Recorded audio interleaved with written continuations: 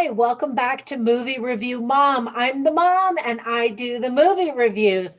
My goal here is to save you time and money by giving you a heads up on filmmaking quality and content so that you can make the best decision as to whether or not you want to spend your time and money watching a specific movie. And today's movie review is going to save you time and money for sure.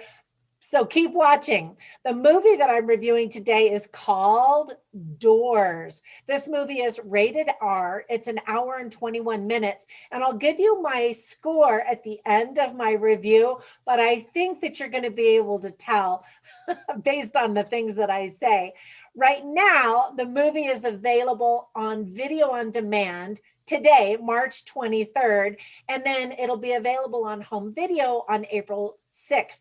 2021. So I don't normally do 2 movie reviews in a day, but I wanted to make sure you had this information because the movie is coming out today.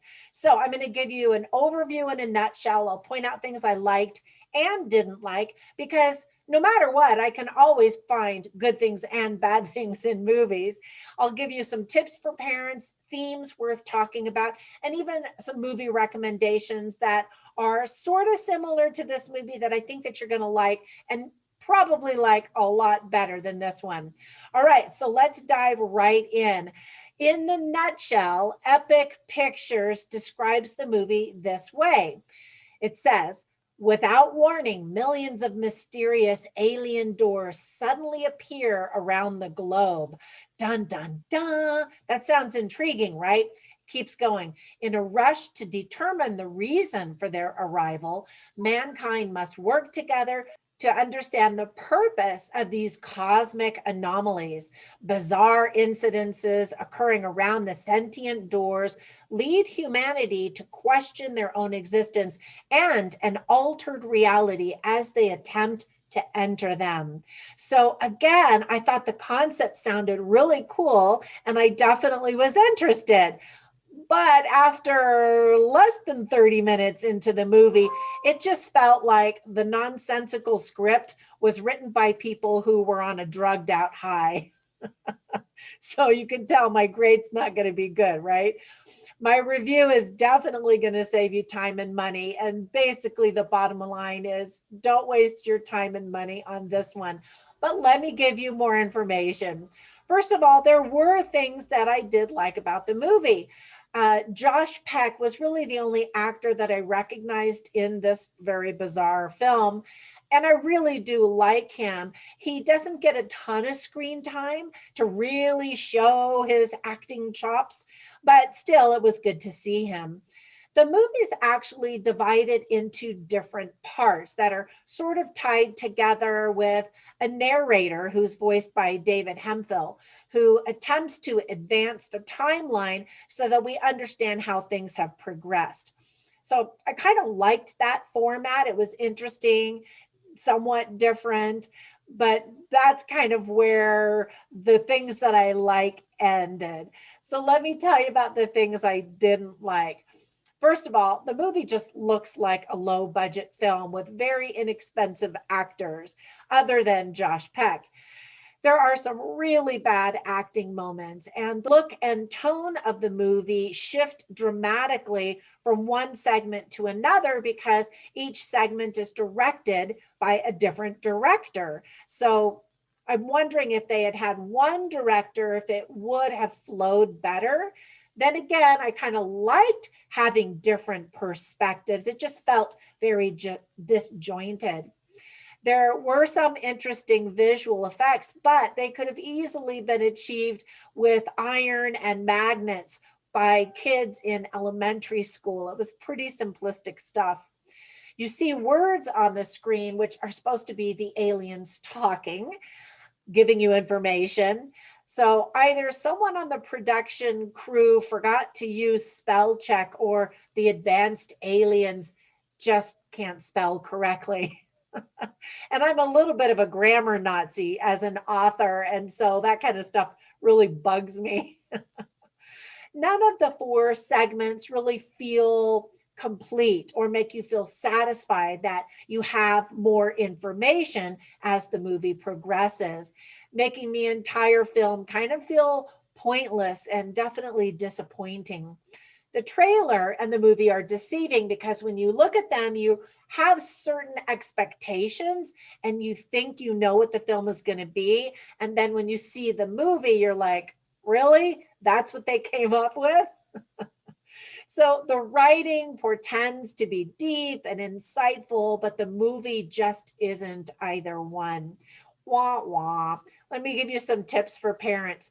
The F word appears on a sweatshirt as soon as the movie begins. And so for me, that's one of my big pet peeves. I don't think that you have to have F bombs in movies or even in everyday life. Just clean it up, you people. So then you also hear the word spoken many, many times. And I'm just like, okay, whatever. Two girls kiss briefly in the movie, and people die, usually by guns. So kids are really going to be bored, confused, and so will many adults. There are themes in the movie that are worth talking about, such as humanity and hope, friendship, exploration, sanity.